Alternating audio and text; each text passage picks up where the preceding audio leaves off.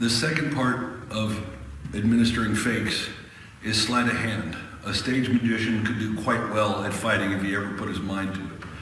You really want your opponent not to see what you're doing, not to understand what you're doing. There's an old Three Stooges bit where one of them, of course, is doing this and then swings with the other hand. And that essentially is what we're trying to do here. There's three principal ways to do this.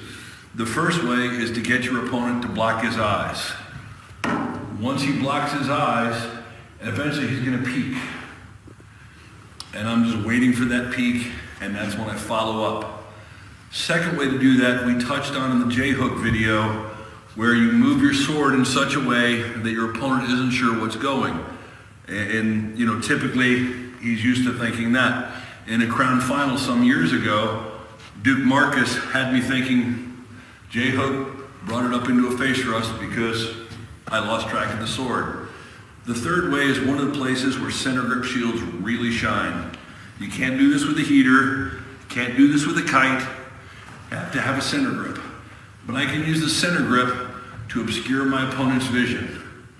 Internally, he's going to still perceive me as directly behind the shield where I was. I can be way over here throwing a shot and he's not thinking about it.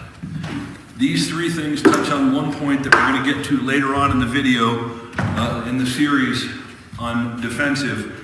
But if you find yourself having to block your eyes when you block a shot, step out. Whether it's straight, left, or right, you can't consistently do it the same direction, but instead of blocking your eyes, same motion, and he's going to move out of it.